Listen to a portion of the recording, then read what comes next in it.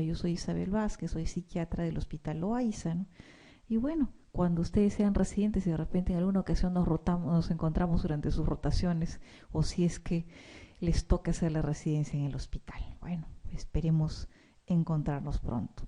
Para ir empezando, vemos algunas generalidades que ustedes seguramente han observado en el momento en el que han hecho el curso de psiquiatría en diferentes universidades, ¿no? Hay unas estadísticas que son interesantes que han sido recopiladas por el Instituto Nacional de Salud Mental, Honorio Delgado y de Yonouchi, en el cual me formé hace algún tiempo, ¿no?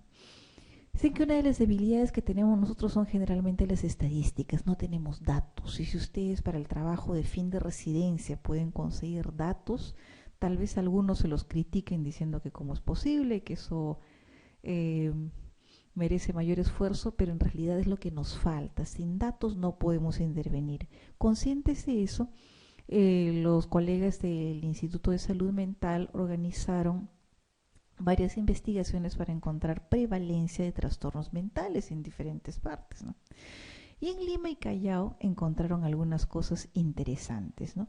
Por ejemplo, encontraron que lo que tenía mayor cantidad de prevalencia era el episodio o la prevalencia de algún episodio depresivo a lo largo de la vida. ¿Mm? Algo que se condice pues con la condición que habíamos hablado pues de la gente de Lima un poquito deprimida, decaída por la por lo gris del cielo, ¿no? Y también la ansiedad, ¿no es cierto? Luego venía la fobia social, una fobia que muchas veces no parece ser realmente un problema hasta que dificulta a la persona seguir estudios, conseguir una entrevista de trabajo, otras cosas más. Luego viene el trastorno de estrés postraumático, el trastorno de pánico, agorafobia, psicosis. Psicosis, fíjense que ocupa más o menos un 2%. Las estadísticas dicen que a nivel mundial la esquizofrenia ocupa un 1%. Entonces tendríamos esquizofrenia más tal vez otra psicosis. Trastorno obsesivo compulsivo 1.6%, agorafobia, y el trastorno bipolar 0.1%. Esto generó mucha roncha entre los psiquiatras que trabajan con trastorno bipolar, porque decían que qué pasa, ¿no? Porque no hay trastorno bipolar, se supone que hay por lo menos entre 1 y 3% de prevalencia a nivel mundial. Desgraciadamente, pues a veces el azar es así. Y en ocasiones recuerden que hay muchos trastornos que también tienen carga genética. Ahora, se supone que fuera de Lima la vida es más tranquila y menos estresada, ¿no es cierto? ¿Mm? Debería ser así. Fíjense que en el estudio de la sierra, los episodios depresivos tienen 16.2% de prevalencia, no tan lejana como la de Lima y Callao. Ansiedad generalizada, bueno, lo comparable a fobia social, pero vean esta raya importante, trastorno de estrés postraumático. ¿Qué habrá pasado? ¿No se supone que fuera de Lima la vida era más serena, más tranquila, más calmada? Ajá, exactamente. Muchas de las áreas, colegas, en las que se hizo el trabajo habían sufrido de la violencia de Sendero Luminoso y, bueno, en ocasiones de algunos malos miembros de las Fuerzas Armadas y de gente que se aprovechaba del pánico también en medio de esto. Entonces, por eso es que el trastorno de estrés postraumático subía tremendamente y las consecuencias las vivimos hasta ahora, en estos tiempos, hasta el día de hoy. Hay zonas en donde la violencia ha crecido exponencialmente, el mismo Ayacucho, en el Cusco, en Puno, ¿no? Y mucho de eso se atribuye a que han pasado por periodos de guerra interna tan intensos que han producido trastorno de estrés postraumático, el cual a su vez ha traído cola con problemas para poder criar a los hijos, para poder dar protección, para poder dar modelos de vida sanos y adecuados, ¿no? Por lo tanto, los índices de delincuencia y otro tipo de problemas también han aumentado. Ahora, con respecto a la selva, donde se supone que la vida es más sabrosa, ¿no es cierto? Todo el mundo tiene la imagen de la persona que viene de la selva como una persona pues alegre, contenta, dispuesta pues a encontrar el lado bueno de la vida todo el tiempo. Pero ¿qué encontramos? Que la prevalencia de episodios depresivos es aún mayor que en Lima y Callao, aún mayor. Y también una buena cantidad de trastorno de estrés postraumático. Recordemos también que la respuesta a esto del trastorno de estrés postraumático es que también las personas que han vivido en la selva han pasado por episodios de suma violencia, también a manos del sendero, pero también a manos del narcoterrorismo y también por la invasión pues de mineros, la invasión de madereros que en muchas ocasiones han explotado, han depredado y han producido pues grandes cambios a nivel poblacional. Además, en cuanto al episodio depresivo, una de las explicaciones que dan los colegas era que en el tiempo, al menos en el que se hizo esta evaluación, las oportunidades para vivir una vida tranquila, una vida mejor en la selva, eran muy escasas, ¿no? Solo la gente que tenía pues acceso a instrucción, acceso a capital, era capaz de tener una vida asegurada, tranquila y con ciertos beneficios. Y como que había mucha exclusión para muchos sectores, había falta de oportunidades, había mucha pobreza y eso contribuye a que hubiera mayor cantidad de depresión en esta zona. Ahora, buscando ya estadística dura, como decía un profesor mío, prevalencia de vida juntando todo de algún trastorno psiquiátrico según CIDES, según las ciudades más interesantes. ¿Dónde debería estar la estresada de Lima? Número 1. Pero fíjense que en realidad la prevalencia de vida de cualquier trastorno psiquiátrico a lo largo de la vida se la lleva de bastante lejos Ayacucho. Justamente como ustedes habían comentado, colegas, por la extrema violencia que se vivió en la época de Sendero y con las dificultades que había en esta zona. Luego, Iquitos, la alegre Iquitos, parece que no era tan alegre en realidad. Y Pucallpa, donde hay una zona de explotación ilegal tanto de madera como de subproductos de minería, aunque hay más en Madre de Dios que no se llegó a tomar acá en la muestra. Y de ahí recién viene Lima.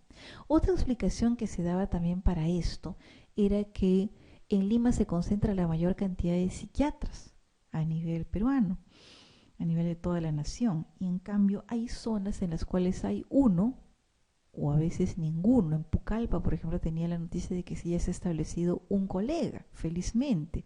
En Iquitos hay 3.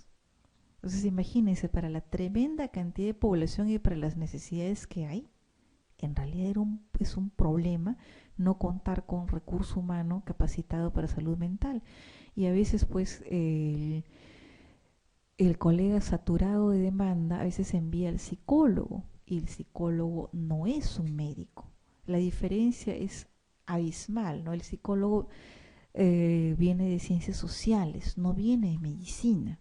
A veces nosotros trabajamos con mayor cercanía y mayor seguridad con un enfermero que es de salud que con un psicólogo. ¿Por qué?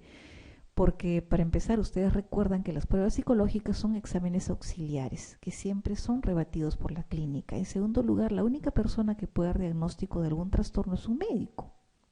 El otro personal de salud y el que no pertenece a salud pero nos apoya puede dar una impresión, pero nunca un diagnóstico.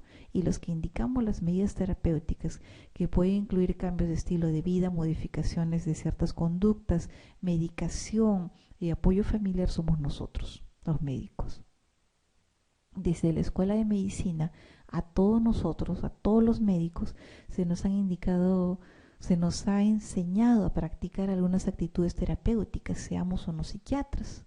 A todos, absolutamente todos, el afronte del paciente, la forma de aliviar el sufrimiento. Y eso no lo tienen todos los que nos pertenecen a salud. Por más que se digan que trabajan con pacientes. Muchos de mis amigos psicólogos no trabajan con pacientes, dicho sea de paso, ¿no? Les fastidia trabajar en otro tipo de situaciones, ¿no? En organizaciones, en enseñanza, y pacientes no quieren ver. No tienen el entrenamiento necesario. Ahora, se habla muchas veces de las diferencias entre los sexos, entre hombres y mujeres, ¿no? Y eso también tiene que ver con los trastornos psiquiátricos que se pueden presentar. Por ejemplo, ¿Cuál de los problemas psiquiátricos que se presentan a continuación será más frecuente en mujeres que en hombres? Un trastorno de personalidad paranoide, los intentos de suicidio, el suicidio consumado, consumo de alcohol y el déficit de atención con hiperactividad. Recuerden a veces las guardias de medicina durante el internado, recuerden también los periodos de hospitalización y las interconsultas que se enviaban. Y lo que encontramos es exactamente lo mismo que ustedes recuerdan. Lo más frecuente en las mujeres son intentos de suicidio. Ahora, ¿por qué razón? ¿Por qué razón será eso? No es la clásica en ocasiones de las emergencias. Es mucho más frecuente el intento en mujeres, pero el suicidio se consuma más en varones. ¿Por qué razón se encuentra esto, no? Porque en realidad hay muchos más permisos sociales para que una mujer manifieste su angustia, manifieste su desazón, que para un hombre, ¿no? De repente para nosotros ya se nos ha dado una educación más paritaria, mucho más igualitaria, pero en la generación que tiene unos 10 años más que nosotros, todavía valía esto de que solo que las chicas pueden llorar, pero los chicos no, que el chico siempre debe mostrarse fuerte, que no debe manifestar sus sentimientos, y eso generalmente provocaba una represión enorme en los sentimientos de los varones, y por lo tanto una cierta una capacidad de encubrimiento de estos problemas, que solo estallaban pues como el geyser, ¿no? Después de acumular mucha presión. Y por lo tanto, los varones solían usar métodos más efectivos para intentar acabar su vida que las mujeres. Además, tengamos en cuenta algunos pequeños sesgos, ¿no? La mayoría de los pacientes no acuden a centros especializados. Acá en Lima, Larco Herrera, Emilio Valdizán y de Yonoguchi no acuden a esos sitios, ¿no? Sino acuden a centros de salud y hospitales generales, con el que yo trabajo en el Loaiza. Y otro pequeño problema, existe un significativo prejuicio en torno al tratamiento, prejuicio de parte de la población. No yo decir que tengo un problema de salud mental, no, caramba, yo no estoy loco, no estoy loca, ¿no? A pesar de que, como sabemos por estadísticas, la locura, o sea, la esquizofrenia solo se da en 1% de la población mundial, es una población escasa dentro de los trastornos psiquiátricos. La gran mayoría son otro tipo de trastornos. Y desgraciadamente existe un gran prejuicio de parte del personal de salud que tiende a escuchar menos las quejas de las mujeres, porque asumen que las quejas de las mujeres son menos graves, menos importantes que la de los hombres, ya que los hombres pues solo se quejan cuando está muy mal, ¿no? Cuando en realidad el objetivo es que apenas haya una queja de cualquier tipo en cualquier paciente se pueda atender justamente antes de que llegue grave. ¿Mm? Ahora de estos, a veces habrán oído hablar de la amnesia, ¿no? No solo en los pacientes traumatizados, no solo en la hospitalización, sino a veces incluso en la literatura. Era un tema muy común en las novelas del siglo XIX y también en algunas novelas que se pasan por televisión, ¿no? Pero esto puede ocurrir dentro de cuadros confusionales o demenciales, que es lo que vemos con cierta frecuencia en el hospital, ¿no? Ahora, ¿cuál de estos problemas amnésicos no aparece durante la confusión o la demencia?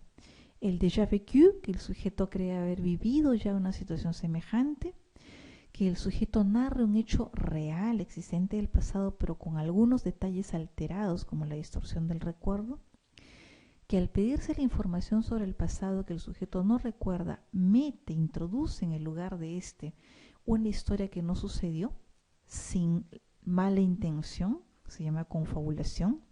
El sujeto recuerda una y otra vez hechos negativos, desagradables del pasado, o que el sujeto cree que jamás ha visto a una persona concreta, jamais vu. Como ustedes habrán observado muchas veces en las guardias o en los pacientes que están muy malitos en pabellón, pueden presentar todo esto salvo de que el sujeto recuerde una y otra vez solo los hechos negativos. ¿Mm?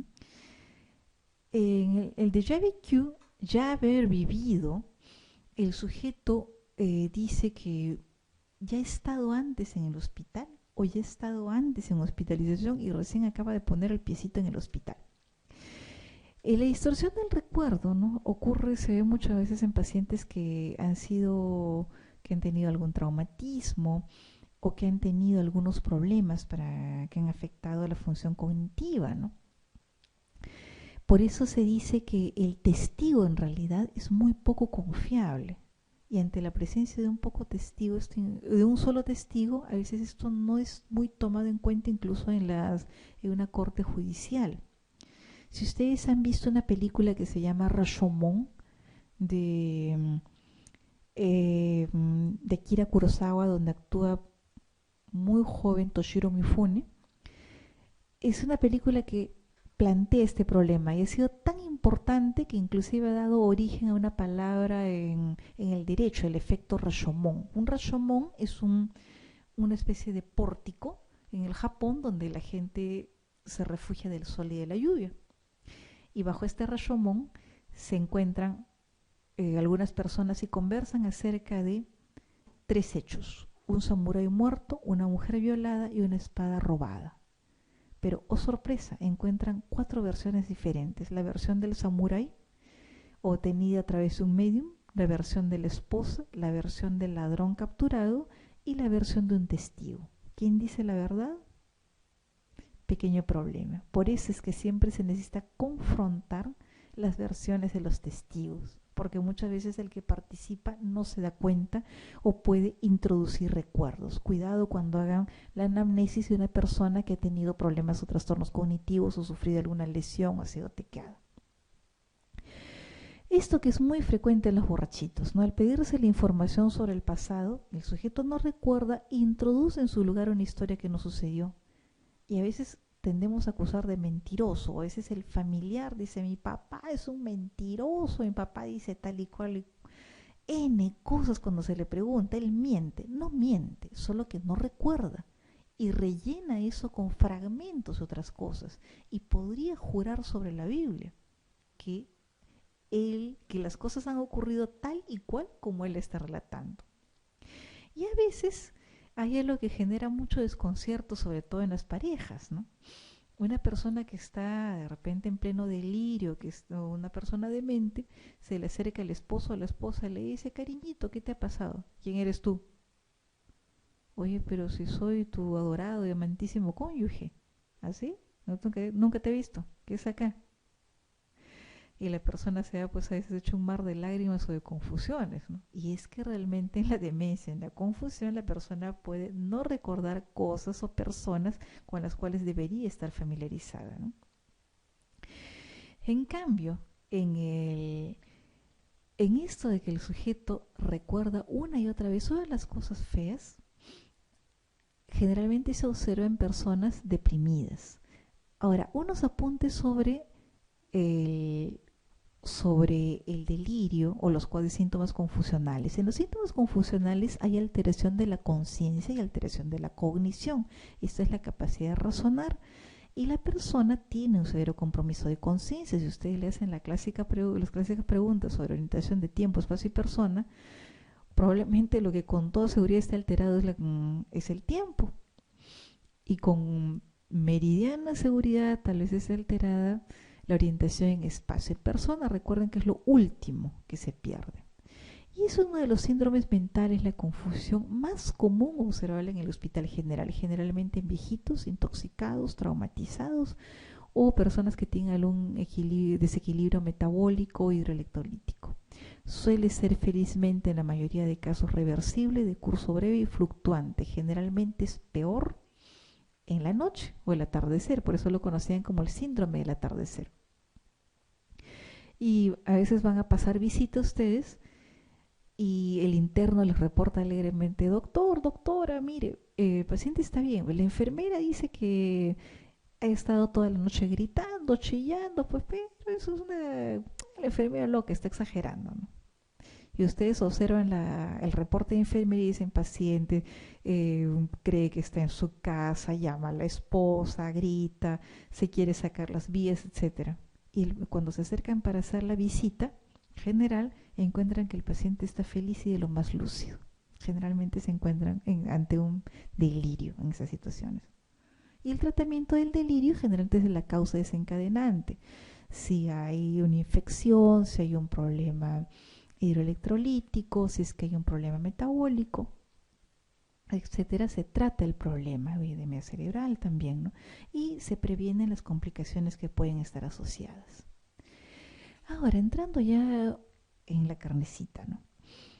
Había un profesor español que decía que el neurótico construía castillos en el aire, que el psicótico vivía en ellos y que el psiquiatra cobraba el alquiler.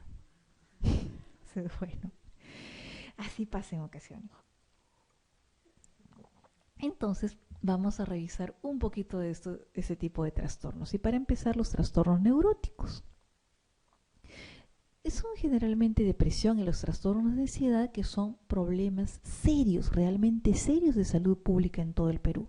Recuerden, según las estadísticas que hemos visto, que más de un tercio de las poblaciones adultas estudiadas ha padecido algún trastorno psiquiátrico alguna vez en su vida, resaltando Ayacucho e Iquitos. Y sobre todo depresión y toda la gama de trastornos de ansiedad. En Lima, 1 de cada 10 personas con algún trastorno psiquiátrico diagnosticable recibió atención médica. Oiga, qué vergüenza, 1 de cada 10 diagnosticable. O sea, estamos obviando la visión de 9 de cada 10 pacientes. ¿Y cuál es el problema?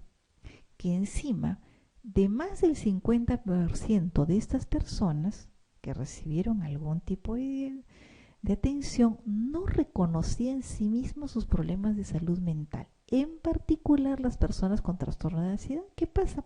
Muchas personas con trastornos de ansiedad del tipo neurótico piensan que, bueno, pues eso es una característica de ellos. Yo soy así, yo soy nerviosita, no, yo siempre tiemblo con cualquier cosa, me pongo muy enojado, yo soy así, ¿no? ¿Qué voy a hacer? Así es la vida, ¿no? Pero bueno, pues no es así. Y muchas veces un colega acucioso, un colega que tiene pues que ha observado ciertas cosas, de repente incremento de actividad motora, de repente el incremento en la velocidad del habla, otras cosas más, o que dice, bueno, si esta persona tiene tal o cual enfermedad, es probable que tenga algún tipo de trastorno extra, ¿no? Comienza a preguntar y la persona suelta un montón de datos que, aunque ellos no crean que es patológico o aunque lo justifiquen de una forma, nos dicen que es enfermedad. Ahí tenemos, por ejemplo, serios problemas con en el Instituto Nacional de Enfermedades Neoplásicas, supuestamente lo más especializado en cáncer. ¿Qué es lo que pasa? Muchos de los colegas dicen, es natural que una persona que tenga cáncer esté deprimida, por Dios. Oigan, Diosito no es malo de mandar 2 enfermedades juntas. Una persona podrá estar triste, pero no deprimida. No es lo mismo. No es lo mismo una enfermedad que una molestia. Y si no alcanzamos a detectar la depresión, tampoco alcanzamos a darle tratamiento. Y recuerden que muchas neoplasias empeoran, o las neoplasias empeoran cuando empeora el sistema inmunológico. Y la ansiedad en menor grado, pero la depresión en mayor grado, afecta la inmunidad. Disminuye la actividad de los natural killer, implicados justamente en la respuesta al cáncer. Entonces tenemos serios problemas si es que no la encontramos. Pero empecemos por el problema de la ansiedad. Ahora, una situación muy popular, la ansiedad generalizada, ¿por qué se caracterizará? Por miedo a estímulos concretos, como por ejemplo los animales, por ansiedad que cursa en crisis de corta duración, por ansiedad muy persistente durante varias semanas, aparición de los síntomas solo cuando el sujeto es observado, está sometido al escrutinio público, o miedo a encontrarse en lugares donde puede ser difícilmente ayudado si le sucediera algo. Justamente, así es.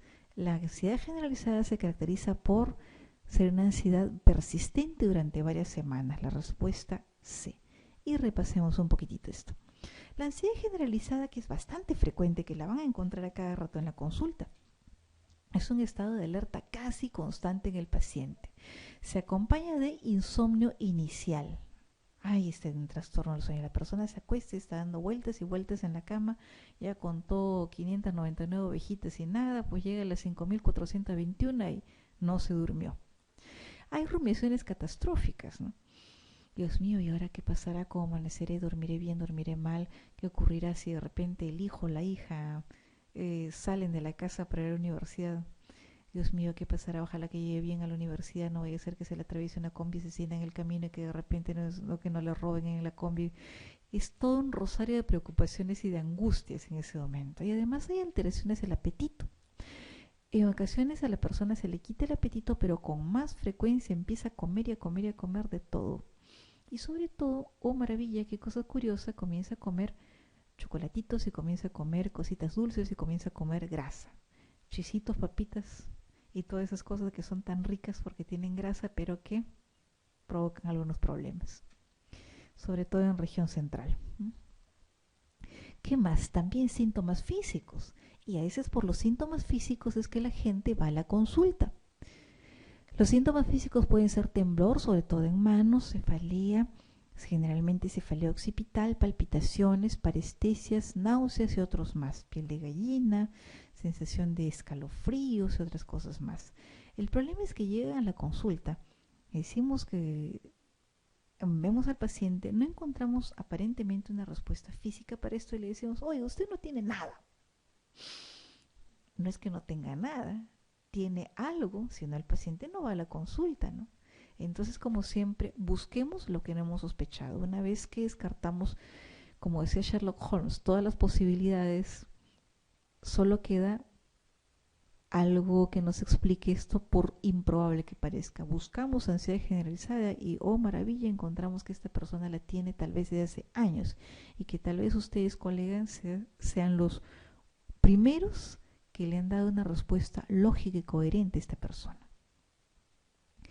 Ahora, respecto a las fobias, es cierto que la agorafobia, un tipo de fobia común, no sucede en lugares cerrados, por ejemplo, en el transporte público, una combi muy llena a las 8 de la mañana, el metropolitano a las 7:30 o el tren eléctrico a la misma hora. Las fobias infantiles suelen cronificarse casi en su totalidad. C, en la fobia simple los síntomas siempre son leves. D, el sujeto con fobia social no se beneficia de los programas de entrenamiento en habilidades sociales. Y E, cuando el agorafóbico sale de casa suele hacerlo acompañado, una soltería obligada. Y respecto a las fobias, en realidad es cierto esto de acá. E. Recordemos que las fobias en general suelen ser miedos específicos hacia algo. Pueden haber muchas fobias en una persona, pero las fobias siempre tienen un disparador: a los perros, a los gatos, a las gallinas, a los pajaritos, a los truenos, a los murciélagos, qué sé yo, ¿no? Si ustedes recuerdan, no sé si han visto La Profecía 1, que es tal vez una de las películas más escalofriantes que haya, porque mantiene el suspenso va creciendo de forma gradual y la música que le ponen es aterradora. Dicen que cuando apareció la profecía, el número de fobias al demonio o la demonofobia se disparó tremendamente en Estados Unidos, ¿no? Bueno, los actores deben estar felices por el éxito que obtuvieron, ¿no? Pero algunos psiquiatras estaban más felices, los que tenían consulta privada sobre todo. Entonces, bueno, las fobias suelen ser aprendidas o instaladas por un evento traumático. Una amiga mía, psicóloga, me contó una vez cómo había aparecido su fobia a los ratones. Dice que ella era pequeñita, tenía unos 5 años más o menos, y estaba jugando carnaval con todos sus primos, unos 10, 12 primos. Pues. Entonces, como todos los niños pues se tiran agua, ellos estaban descalzos en ropa de baño. Ella estaba riéndose pues y retrocediendo con su baldecito de agua, y de repente pisa una cosa blandita y chiquita. Levanta el talón y encuentra un ratón pues destripado. Se asustó tanto en ese momento que gritó, chilló, y desde ahí le tiene miedo a los ratones. Psicóloga y todo, ¿no? Ve un ratón y se sube a la mesa, ¿no? Y el resto se muere de risa para su desgracia, ¿no? Peor todavía, porque muchas veces la risa aumenta la angustia, ¿no? Aumenta el roche. Las fobias aparecen por condicionamiento clásico de Pavlov y se mantienen por condicionamiento operante o con reforzador, como aparece en el caso de mi amiga, ¿no? Nadie tiene miedo a los ratones de forma natural. Eso no existe, ¿no es cierto? Entonces, el problema fue que la sorpresa de encontrar el ratón puede desencadenar miedo, angustia. Y esa angustia y miedo se aparean y posteriormente van a aparecer ante el estímulo ratón. Y desgraciadamente, ¿qué pasa? La próxima vez que ella vea un ratón y grite y chille, probablemente la mamá habrá ido y le habrá dicho, pobrecita mi hijita, no te preocupes, voy a matar a ese ratón malvado, una cosa por el estilo, ya toma tu galletita.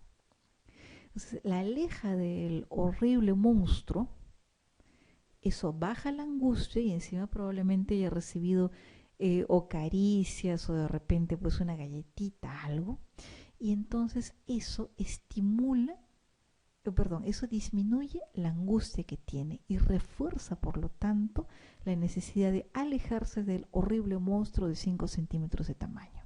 ¿Mm?